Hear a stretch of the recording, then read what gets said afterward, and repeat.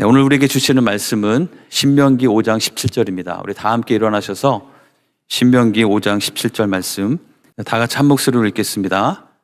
살인하지 말지니라. 아멘. 자리에 앉겠습니다. 네, 너무 짧아서 당황스러우셨나요?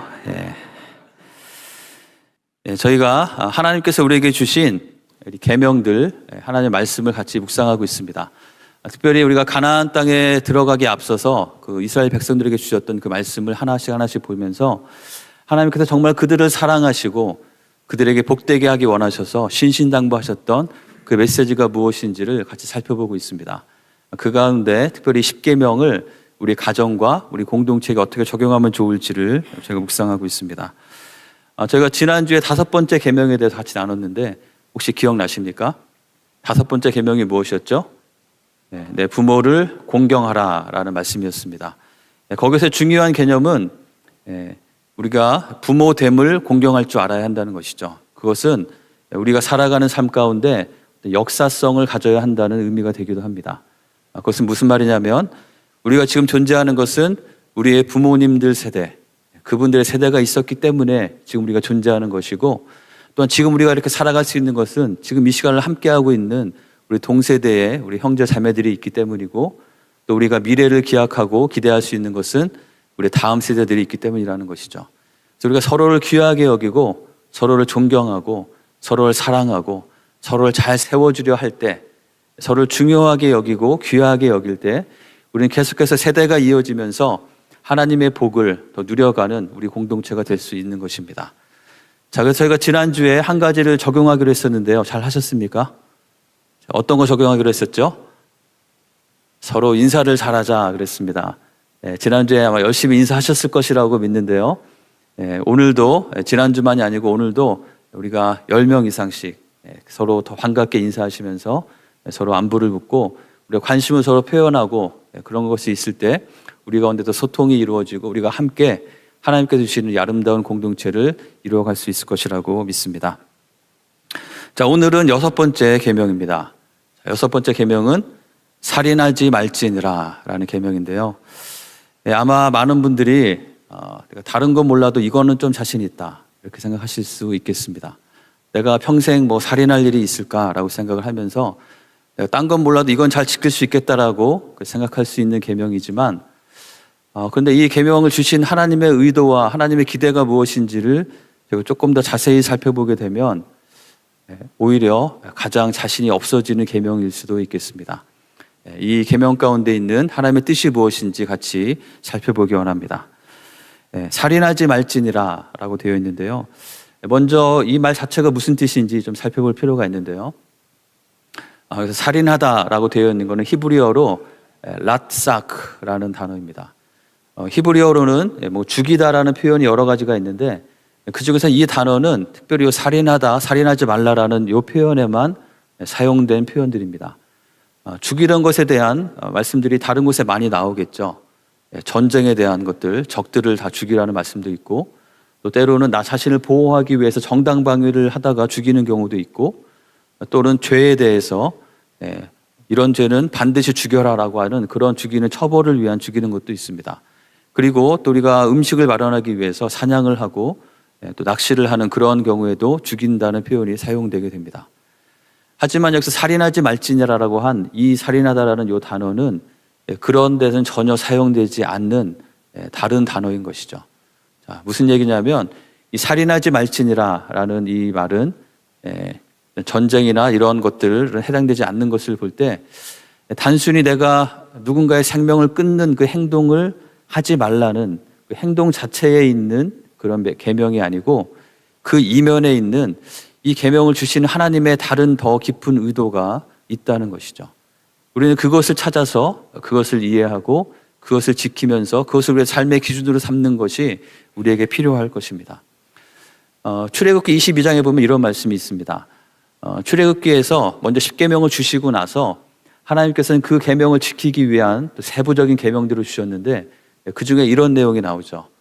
어떤 내용이냐면 도둑이 뚫고 들어오는 것을 보고 그를 쳐 죽이면 피 흘린 죄가 없으나. 자, 이건 무엇을 인정하는 것인가요? 정당방위를 인정하는 것이죠. 오늘 좀 법률 용어가 많이 나올 텐데 법에 익숙하신 분들에게는 더 좋을 것 같습니다. 자, 무슨 얘기냐면 도둑이 뚫고 들어오면 자신이 위험하기 때문에 그를 죽이는 것은 죄가 되지 않는다라는 말인 것이죠. 그런데 3절을 보시면 어떻게 되어 있습니까? 해 돋은 후에는 피 흘린 죄가 있으리라. 이건 무슨 말일까요? 해가 돋은 후에는 밝은 때죠. 그러니까 밤에는 이 도둑이 그냥 훔치러 들어온 것인지 나를 해하려고 들어온 것인지 알 수 없기 때문에 밤에 들어온 도둑을 내가 쳐서 죽이는 것은 무죄이지만 낮에는 분명히 그걸 확인할 수 있는 상황에서 그를 죽이기까지 하는 것은 그것은 과한 것이기 때문에 죄가 된다라는 말씀인 것입니다. 무엇을 확인할 수 있냐면 하나님께서는 단순히 내가 누구를 죽였는가 죽였지 않았는가 보다도 어떠한 동기로 왜 어떠한 상황에서 그런 일을 했는가가 더 중요할 수 있다는 것이죠. 민수기 35장에는 이런 말씀이 있습니다. 가나안 땅으로 들어가라고 하는 이스라엘 백성들에게 하나님께서 굉장히 독특한 그런 제도를 하나 두라고 명령을 하십니다. 그것이 무엇이냐면 도피성이라는 것인데요. 이 도피성은 왜 만들어진 것이냐면 부지 중에 살인한 자가 그리로 피하게 하도록 하기 위해서 만든 것입니다. 그러니까 내가 별 그런 뜻은 없었는데 나도 모르는 사이에 그냥 실수로 누군가를 죽게 하는 일이 있을 수 있겠죠. 자, 그러면 그런 일이 일어나면 당장 어떤 반응이 생기겠습니까? 그 피해자의 가족이 이 살인한 자를 죽이라는 그 말씀에 따라서 그를 바로 죽이려고 할 것입니다. 그런데 이 도피성을 두게 한 이유는 무엇이냐면 그렇게 복수할 자에게서 바로 죽임을 당하지 않고 정당한 판결을 받도록 하기까지 그가 피해서 보호할 수 있는 곳을 만들라는 것이죠. 그것이 곳곳에 있어야지만 그 의미가 있기 때문에 이 가나안 땅에 6군데나 이 도피성을 두라고 말씀하셨습니다. 또 법률 용어로 치면은 과실치사죄는 좀 가볍게 처벌해야 한다는 것이죠. 내가 아무런 의도 없이 정말 그냥 실수해서 일어난 일은 내가 의도적으로 죽이는 것과 구분을 해야 한다고 말씀하고 있는 것입니다. 그리고 그 좀 이어지는 내용을 보면 그럼 그 안에서 이 자가 정말 어떠한 판결을 받아서 어떤 처벌을 받아야 될지를 그 판결을 받을 때 기준들이 나오는데요. 16절, 17절에 보면 이런 내용이 있습니다.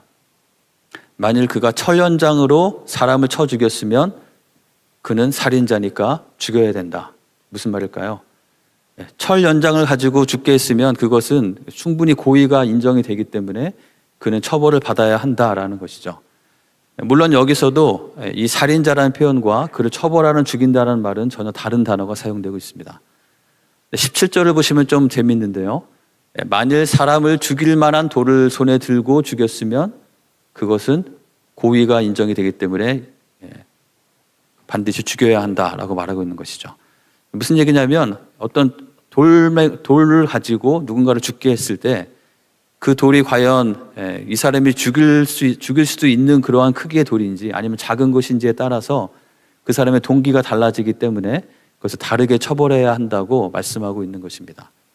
이걸 제가 찾아보니까 미필적 고의에 의한 살인은 다 고의성이 인정이 되는 것이죠. 미필적 고의라는 것은 내가 이것을 하면서 그 결과가 반드시 일어나려는 그런 의도가 직접적인 의도가 있지 않다 하더라도 내가 이렇게 하면 그런 일이 있을 수도 있다는 것을 알면서도 그렇게 하면서 누군가를 상하거나 죽게 하는 행위, 그것에 대한 고의성을 인정하는 것이죠.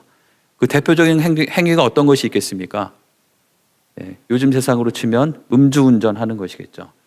내가 음주운전을 하면 분명히 사고를 낼 수 있고 그것 때문에 누군가가 죽을 수 있다는 사실을 알면서도 내가 음주운전을 하는 것은 그것은 미필적 고의에 의한 살인에 해당되는 그런 범죄에 해당되는 것이죠.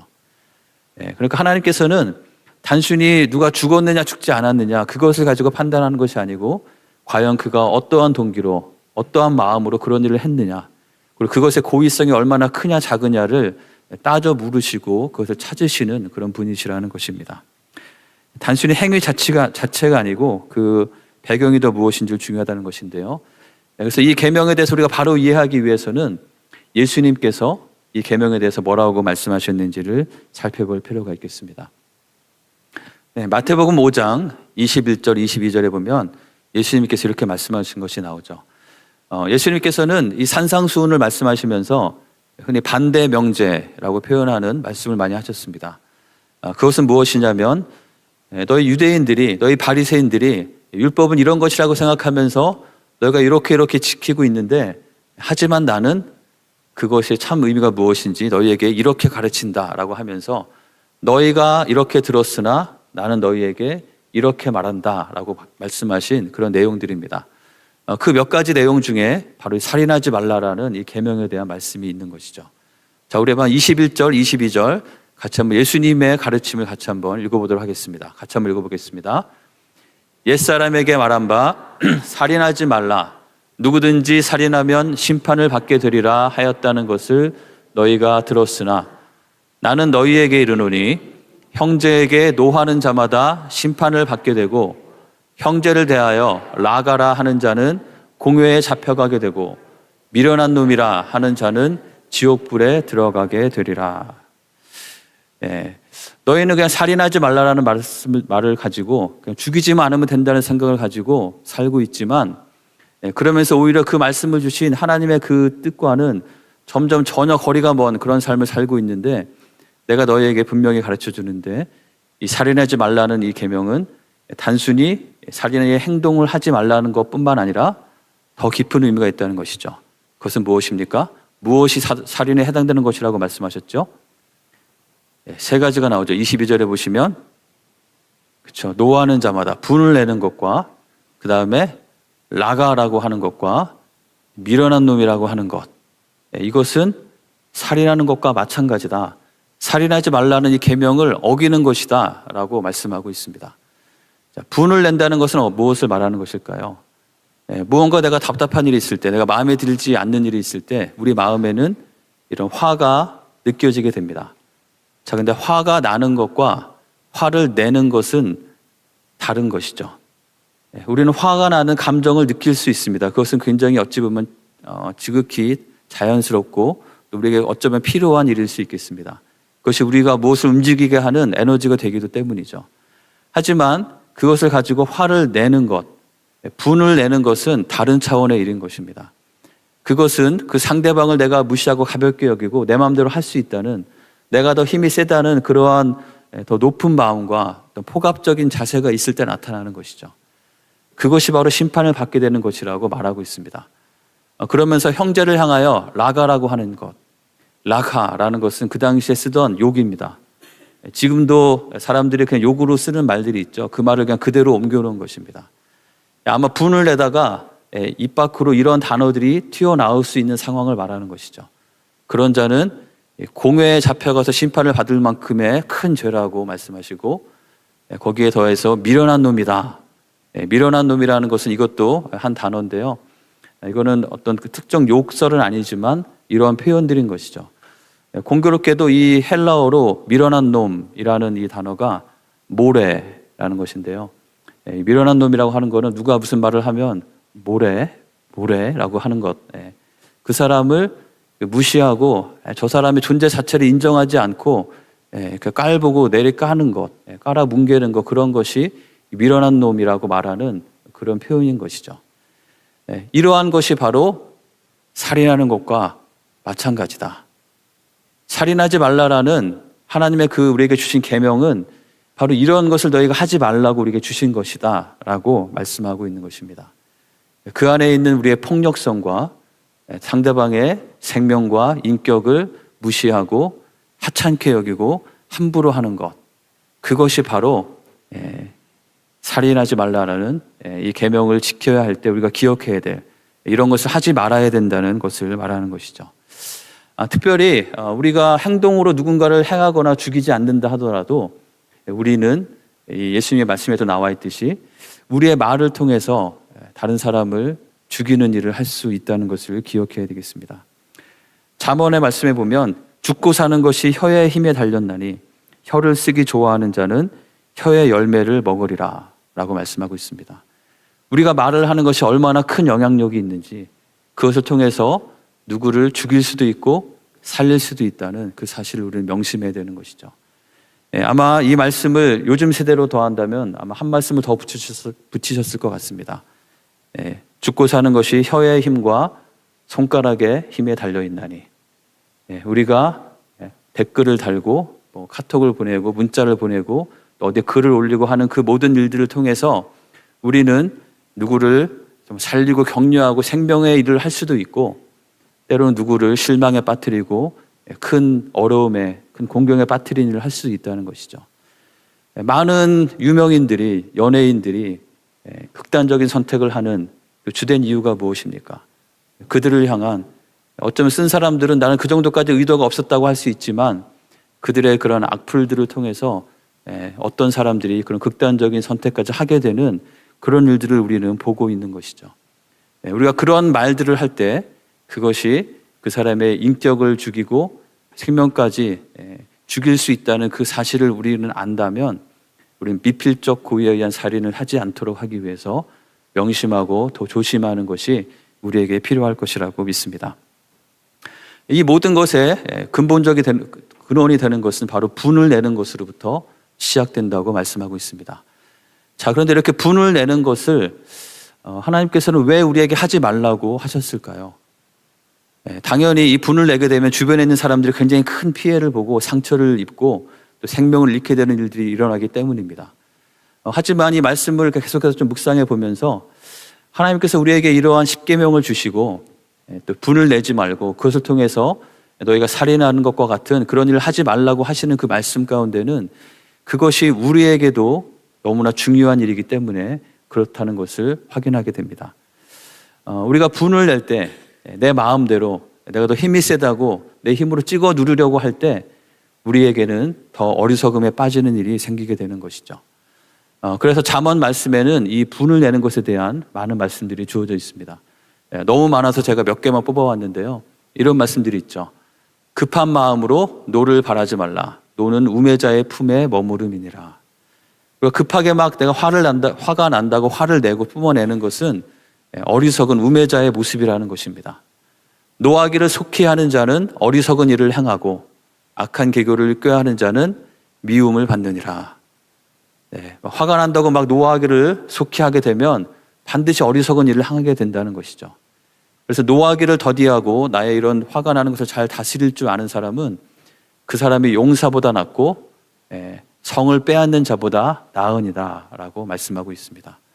한 사람이 전쟁에서 한 성을 다 탈취하는 일은 결코 쉬운 일이 아니고 굉장한 일인 것이죠.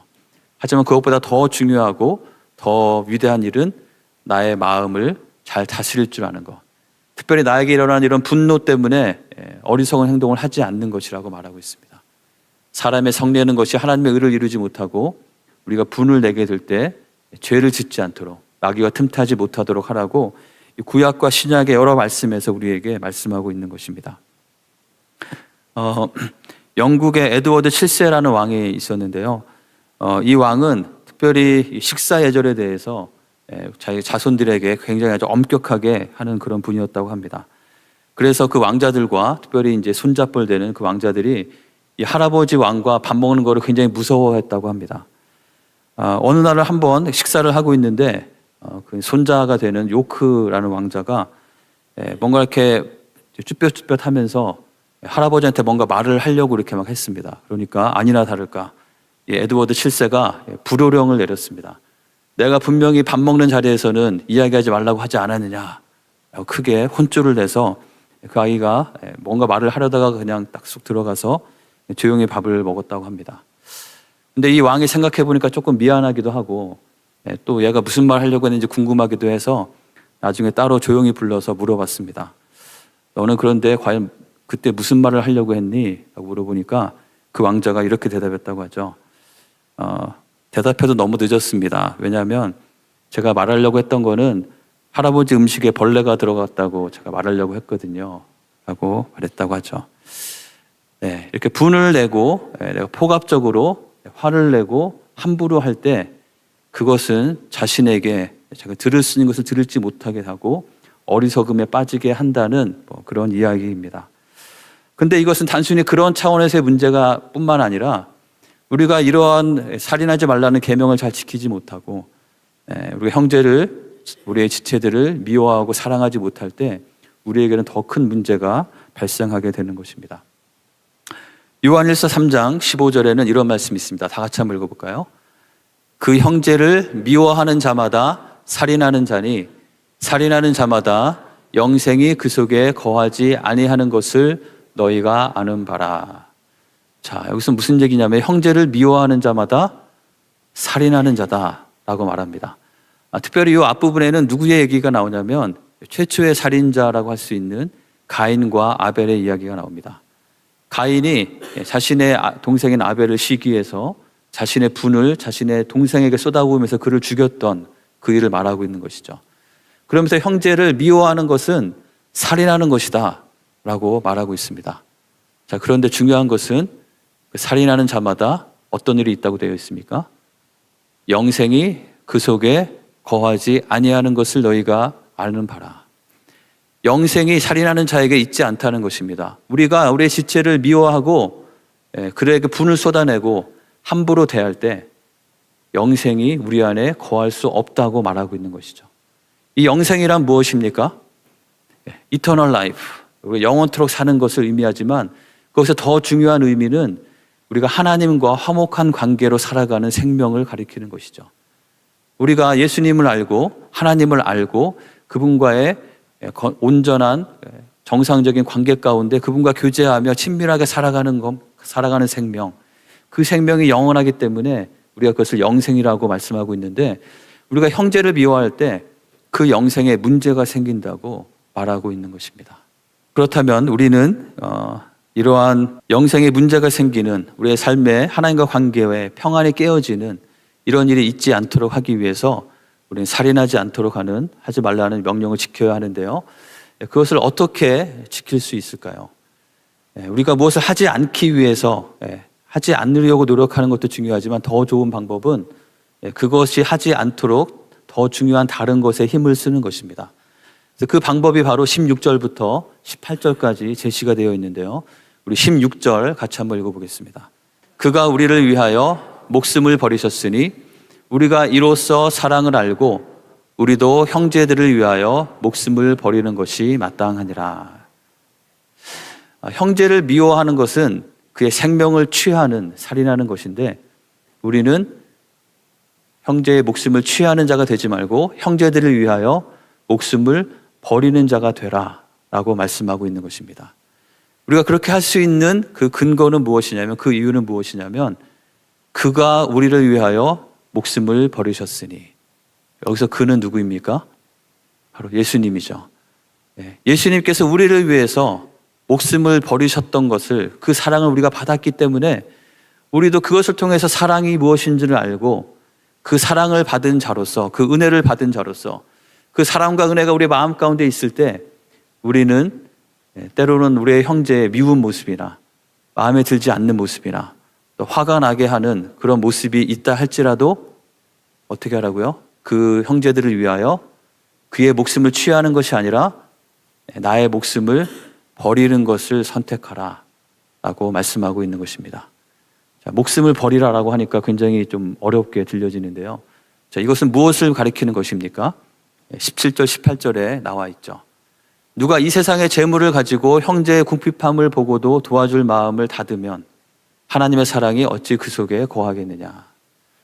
우리의 형제가 어떤 어려움에 있을 때, 어떤 문제가 있을 때, 어떤 필요에 빠져 있을 때 내가 그것을 도울 수 있는 능력과 그를 살려주고 그를 건져줄 수 있는 힘이 있음에도 불구하고 그것을 도와줄 마음을 닫으면 그 안에는 사랑이 없다는 것이죠. 바로 형제를 위하여 목숨을 버리라는 것은 내가 나의 분노나 나의 감정이나 나의 어떠한 내가 갖고 있는 힘 이런 것들을 과시하는 것이 아니라 그것을 함부로 휘두르는 것이 아니라 그 형제를 정말 사랑함으로 그를 돕고 그를 세우기 위해서 힘써라. 바로 예수님께서 하나님께서 우리의 이런 죄된 모습들과 우리의 부족한 모습들에 대해서 그대로 분노하시면서 우리를 진멸하시는 것으로 반응하지 않으시고 우리를 위해서 이 땅에 오셔서 자신의 생명을 내어주시기까지 하면서 우리를 구원하시고 우리에게 생명을 주셨던 것처럼 우리도 그 사랑을 받은 자로서 그러한 사랑으로 우리 형제들을 대해야 할 것이라고 말씀하고 있는 것이죠. 그래서 자녀들아, 우리가 말과 혀로만 사랑하지 말고 행함과 진실함으로 하자라고 권면하고 있습니다. 우리가 살인하지 말라는 이 계명을 잘 순종하기 위해서 필요한 것은 살인하지 않기 위해서 힘쓰는 것도 필요하겠지만 더 먼저 우리가 우리의 말과 혀로 사랑을 표현할 뿐만 아니라 또 행함과 진실함으로 우리의 지체들을 사랑하고 그들을 귀하게 여길 때 그러한 삶이 바로 이 계명을 잘 순종할 수 있는 그런 삶이 된다는 것입니다. 자, 그래서 이 살인하지 말지니라라는 이 계명을 기억하기 위한 우리 키워드, 핵심 단어로 이렇게 정리해 보았습니다. 같이 한번 읽어볼까요? 보호와 돌봄. 살인하지 말라, 하지 말라고 하셨는데 살인하지 말라는 말의 뜻은 우리가 힘써야 될 것은 살인하지 않도록 하기 위해서 누구의 생명과 그 인격들을 존중하고 귀하게 여기면서 그것들을 보호하고 돌보기에 힘써야 한다는 것이죠. 여러 간호사들의 모습이 있는데요.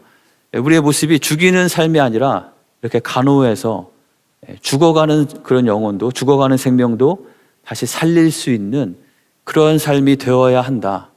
그것이 너의 삶의 중요한 가치가 되고 그것이 너의 삶의 중요한 기준이 되어질 때 우리의 가정 가운데, 우리의 모든 관계 가운데 이러한 원칙과 이러한 원리들이 세워져 있을 때 우리는 서로를 정말 살리면서 하나님께서 우리에게 주시는 가나안 땅에 들어가게 하시는 그곳에서 하나님과 함께하는 그 삶의 참된 복을 누릴 수 있다라고 우리에게 말씀하고 계시는 것이라고 믿습니다. 자, 그렇다면 우리가 이런 보호와 돌봄을 해야 될 영역들은 어떤 것들이 있을까요? 이 말씀의 그냥 문자적인 뜻 그대로 우리는 신체적인 영역에서 우리의 몸을 또 우리 주변의 다른 사람들의 몸을 상하지 않도록 하고 또 건강하도록 잘 보호하는 일이 필요하겠습니다. 근데 신체적인 것뿐만 아니라 정서적인 영역에서도 우리는 그들의 생명을 존중하고 잘 돌봐야 합니다.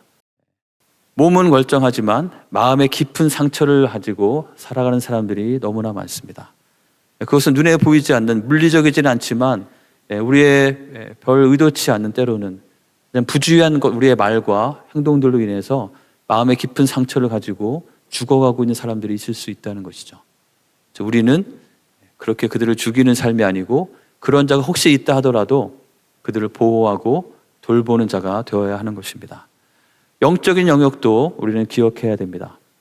하나님과의 관계에서 우리의 생명이, 우리의 건강이 잘 유지되지 않는다면 다른 모든 것은 반드시 무너지고 깨어질 수밖에 없기 때문인 것이죠.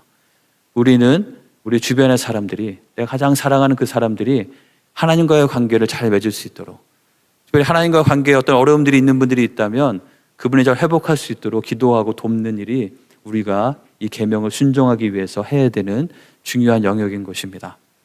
이 계명을 지켜야 될 대상들이 있는데요.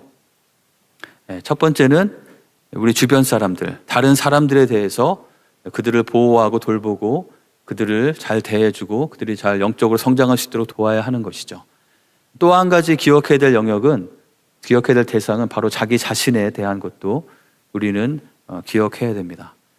우리가 만약에 우리 자신의 몸을 함부로 하면서 아무거나 우리 입으로 집어넣고 우리의 삶을 아무렇게나 막 행동하면서 우리 몸이 상하게 된다면 그것은 살인하지 말지니라라는 그 말씀에 제대로 순종하지 못하는 것이 될 것입니다. 그리고 또한 우리는 이 세상에 대해서도 살인하지 말지니라라는 이 말씀에 순종하기 위해서 잘 보호하고 돌보는 노력이 필요합니다. 이것은 우리 주변의 환경들에 대한 이야기입니다. 우리가 함부로 당장 나에게 어떤 반응이 오지 않는다고 해서 이 환경을 함부로 해치고 함부로 이 세상 가운데 했을 때 그것은 반드시 우리에게 돌아오게 되는 것이죠. 내가 이곳에 폐수를 버리면 그것 때문에 누군가가 병에 걸리게 됩니다. 또는 누군가가 버린 그것 때문에 내가 병에 걸리기도 되는 것이죠.